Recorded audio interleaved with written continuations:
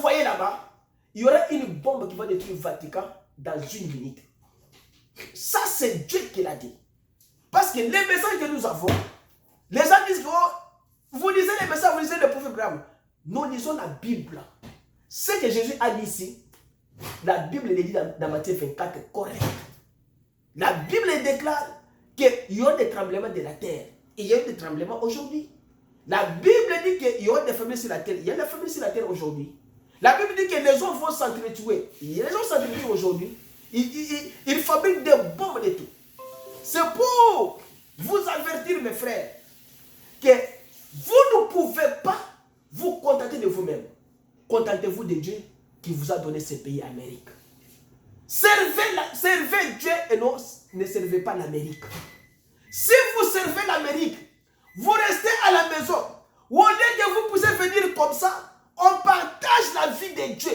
On doit se demander entre nous les chrétiens, pourquoi nous n'arrivons pas à faire ceci?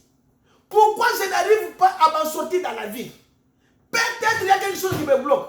Ton frère qui est à côté de toi peut te dire que non, la chose qui te bloque, c'est cette chose. Et il peut te dire la vérité, mais toi tu peux les prendre comme un aventurier. C'est pour le bonheur de votre vie. Si Dieu parle à travers quelqu'un, il te dit des choses claires et nettes. Si vous le croyez de tout votre cœur, priez pour votre frère là, pour que Dieu puisse encore le parler davantage. Il y a un frère qui est allé dans la maison des dons. Dieu lui a parlé de toute sa vie. Et corrige-toi. On a parlé beaucoup de choses. Le frère est sorti comme furieux, comme il avait la colère. Et il y a un diable qui lui a appelé. Il lui a dit que, tu sais l'homme que Dieu parle dans la maison des dons. Tu sais l'homme que Dieu donne le message à l'autre pour lui dire, c'est l'homme que Dieu aime. Parce que Dieu ne veut pas la voix que tu parles là. Cette voix-là, c'est une mauvaise voix. Mais il y a les autres personnes qui entrent dans la maison des dons, Dieu ne leur parle pas. C'est qu'ils ne sont pas les fils de Dieu. Parce que Dieu parle à ses fils. Vous savez que la Bible dit que quand un juste crie, Dieu entend. Ça, c'est la Bible. La Bible dit que non, quand un péché prie, Dieu n'entend pas. C'est que si votre prière n'arrive pas à Dieu, il y a quelque chose qui ne va pas. Cherchez à savoir, la chose là qui ne va pas, que Dieu ne puisse pas écouter ma prière, c'est quoi? C'est ce que j'ai dit auparavant ici. Un chrétien, c'est un arbre planté auprès des courants d'eau. Ça, c'est Psaume 1. Il est comme un arbre planté auprès des courants d'eau. Et cet arbre donne des fruits en sa saison. Donc, tout le monde vient, il vient accueillir des fruits de cet arbre-là. Et l'eau là qui donne la vie à cet arbre-là, c'est le Seigneur Jésus. C'est l'eau qui était sortie sur les rochers là. L'eau là qui a nourri les enfants d'Israël quand ils avaient soif. Et cette eau-là, et cette soif-là de la parole de Dieu là, qui est en toi, c'est ce qui provoquera maintenant la foi de l'enlèvement. Parce que tu vas croire que, coûte que coûte, quelle que soit la gravité de la chose, j'ai un Dieu qui va me sauver. Vous avez Dieu qui va vous sauver. Ne découragez pas. Ne restez pas à la maison sous les draps. Mes frères, le froid de ce pays, ça ce n'est pas le froid. Mais le froid spirituel, c'est plus que ça. Tu vois comment les gens entrent dans les draps là, ils veulent dormir beaucoup, ils veulent dormir bien là. C'est bien. Mais quelqu'un peut entrer dans les draps pour ne pas sortir dans ce drap là. J'ai des amis népalais, on travaille avec eux, 3. Ils dormaient dans une même chambre. Les 2 sortent le matin, ils partent au travail, l'autre reste sous les draps. Moi, je travaille avec lui, la table comme ça, il est comme ça, devant moi, moi je suis ici. On l'appelle, c'est qui? Oh, la police. On t'appelle au bureau. Il part au bureau, on lui dit que vous avez un problème à la maison. Et quel problème? Votre frère qui est resté à la maison là-bas est mort. C'est qu'ils l'ont laissé le matin à 6 h dans les draps. Et quand ils sont sortis, l'autre, le quatrième qui faisait les chiffres de la nuit est rentré. Il ouvre les draps comme ça. Il ouvre les draps comme ça. L'homme est parti. Ils l'ont laissé à 6 h. Quand ils sont partis au travail, ils ont parlé avec lui. Mais lui, il est dans les draps. C'était son temps. C'est pourquoi préparez-vous. Je répète ce que j'avais dit auparavant. Matthieu 7 dit ceci. Matthieu 7 à partir du verset 7. Il dit, demandez et l'on vous donnera. Cherchez et vous trouverez. Frappez et l'on vous ouvrira. Car quiconque demande reçoit. Celui qui cherche trouve. Et l'on ouvre à celui qui frappe. Si toi tu ne frappes pas, on n'ouvre pas. Si tu ne frappes pas à la porte de Jésus, Jésus n'ouvrira pas la porte pour que vous entrez. Et le Seigneur Jésus, c'est lui-même qui est même la porte d'entrée. C'est que vous devez frapper. Tu ne peux pas venir à la porte comme ça, rester tranquille. Non, frappe la porte. Jésus va entrer en toi. Là où vous avez des fatigues, là où vous avez des faiblesses, laissez des faiblesses, priez Dieu. S'il s'agit que je puisse vous aider dans la prière, on prie Dieu. Nous n'avons pas le temps de perdre. Je vous ai dit, que cet âge, coûte que coûte, les gens vont être enlevés. Un jour, ils viendront comme ça, ils ne trouvent pas Guilain, ils ne trouvent pas Jean-Robert, ils ne trouvent pas celui-ci, ils ne trouvent pas l'autre. Ceux-là qui sont préparés, ils iront. Ceux-là qui ne sont pas préparés, ils resteront. Et la Bible dit que quand l'enlèvement s'est fait, le Saint-Esprit va quitter les nations. Et il va rentrer en Israël. Parce que jusqu'au jour d'aujourd'hui, Israël est aveuglé pour ne pas croire que Jésus-Christ était le prophète que Dieu leur avait envoyé, le Messie. Dieu les a aveuglés à cause de nous, les gens des nations, afin que nous puissions recevoir l'évangile. Parce que cet évangile, Jésus a été envoyé à son peuple, israélite, pour qu'ils puissent le croire. Quand ils l'ont rejeté, quand ils ont rejeté l'évangile, c'est à ce moment-là que l'évangile est allé aux nations. Car la Bible dit, Paul a dit que, comme nous sommes venus à vous, avec des paroles de la puissance, des résurrections et tout, vous l'avez refusé, voici maintenant nous nous tournons vers les nations, les gentils, les païens. C'est comme ça que ce message et cette parole est venu à nous. Alors, quand le Saint-Esprit va quitter les nations, le Saint-Esprit va retourner du côté d'Israël. Mais de ce côté des nations, il y aura les ténèbres, il n'y aura pas la vie. Dieu ne sauvera jamais quelqu'un qui n'est pas israélite. Dieu ne le sauvera pas. Et si vous ne vous préparez pas, vous allez rester sur la terre dans la souffrance. C'est là où il y aura maintenant la persécution, toutes ces choses que la Bible a dit. Donc, l'Apocalypse a énuméré des choses qui vont, les flots qui vont venir, les démons qui vont être relâchés, des milliards de démons qui vont être relâchés pour faire souffrir les enfants d'Israël, les enfants, les peuples. C'est ce que l'Apocalypse dit. Alors, un chrétien doit savoir quelle porte il entre, il suit.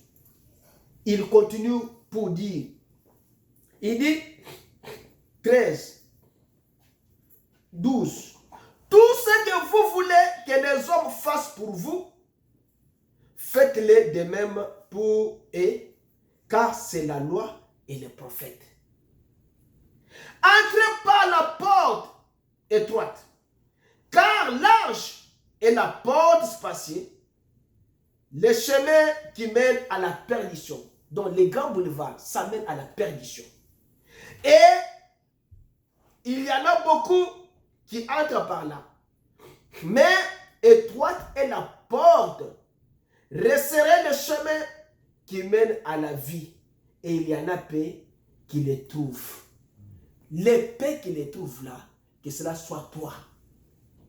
Il ne faut pas prendre ton frère et mettre là-bas que non, si je crois que l'autre là va. Non, dites que s'il y aura des personnes qui seront enlevées sur la terre, moi je suis parmi ces deux. S'il y a un seul homme qui sera enlevé sur la terre, moi, Betatono, dit que moi je serai enlevé. Ayez la foi. Ne restez pas à la maison en train de faire tout. Non, ça c'est pas bien. C'est un temps de préparation. Les gens doivent se préparer pour leur vie, pour l'enlèvement. Si vous restez à la maison, vous ne serez pas préparé. Si vous voulez faire le voyage, et tu veux faire le voyage, et jusqu'à demain, tu n'as pas même les sacs de voyage. C'est que tu montres que tu es un homme qui n'a pas besoin de voyager. Mais celui qui a besoin du voyage, il doit commencer à préparer ses bagages bien avant. Préparez vos bagages bien avant. La voix du Seigneur vous appelle de préparer vos bagages bien avant. Je peux vous parler comme votre frère, mais je peux aussi vous parler comme Saint-Esprit qui vous parle directement dans votre cœur. Je vous dis, ne restez pas à la maison. Nous avons la prière. Même si vous ne venez pas le vendredi parce que c'est un jour du travail, mais quand même dimanche à 11h30, venez à la maison, on va prier. Jusqu'à ce que, j'ai déjà même parlé avec, là où Divine fait des musiques, la maman là m'a accordé une salle, une bonne salle là, à moins cher possible. La maman là m'a dit que, comme tes enfants étudient ici, c'est 2 minutes jusqu'ici, en face de la station carburant qui est là-bas. Alors, vous allez prendre la salle, vous allez me donner l'argent autant. Et chaque dimanche, vous venez si vous priez de 11h à 13h30, c'est tout. Ça veut dire que Dieu fait des choses comme ça. Quand nous allons organiser toutes ces choses, je dois verser cet argent. Je peux verser l'argent là où c'est l'homme qui garde la salle jusqu'à ce que nous allons arranger des petites choses. C'est moi, je veux que vous puissiez être sauvés. Mais c'est maintenant le camp, la balle dans votre camp. C'est à vous d'entrer par la grande porte ou bien par la petite porte. La porte de la prédiction ou bien la porte de la vie. Si vous voulez entrer par la porte de la vie, commencez par la repentance et déposez devant Dieu tout ce que vous avez fait comme mal sur la table du Seigneur. Quand vous déposez tout cela sur la table du Seigneur, c'est à ce moment-là que Dieu voit maintenant ton problème. Quand on vient à Dieu, on ne vient pas à Dieu avec une vie cachée. Vous lui dites tout. À ce moment-là, il va vous sauver. Un frère était en danger, entre la vie et la mort. Il est venu me voir. Je lui ai dit, je t'envoie chez le pasteur. Je lui ai dit une seule chose. Tel que tu es là, tu as 2 choses. Soit tu vas rentrer au Congo, soit tu vas aller en prison. C'est que tu vas mourir. Donc, si tu dis la vérité, tu ouvres ton cœur, tu dis la vérité, on prie pour toi, la seule face est décantée. Et le frère, quand il est allé chez le pasteur, il n'a pas fait 30 secondes avec le pasteur. Il a dit, pasteur, moi, tel que tu me vois ici, je ne vais pas aller avec toi à gauche, à droite. Je suis déjà un homme condamné parce que j'ai volé quelque chose comme ça. La caméra m'a vu et on m'a arrêté, tout ça, tout ça. Je suis un homme condamné. Parce qu'il dit, ok, c'est tout ça. Oui, c'est tout ça. C'est que dans mon cœur, c'est ça. Et, le pasteur a posé la main. Il se trouve les jours du jugement devant les juges. On met un policier ici. On met un policier ici. Et le frère avait la Bible comme ça. Le frère, le juge l'a regardé. Le juge a dit que, tu sais que je pouvais te renvoyer au Congo. Tu vois les 2 messieurs ici. Ce sont les 2 policiers qui devaient te renvoyer au Congo. Mais je te pardonne. Va seulement dans l'église, votre église, non? Va seulement dans une autre église, fais le travail 120 heures. Amène-moi les documents de votre pasteur que tu as travaillé 120 heures dans l'église et c'est fini pour toi. Vous voyez comment Dieu a sauvé l'homme? C'est qu'il est allé à Dieu avec tout son cœur ouvert. Il n'a pas caché, il n'a pas fait 30 secondes devant Dieu. Il a dit, Seigneur, je suis un péché, j'ai pris la femme d'autrui. C'est ce qui me tue, je ne vais pas. C'est comme ça qu'on se répand. On ne cherche pas à se justifier devant Dieu. Ne vous justifiez pas quand vous savez que vous êtes fautif.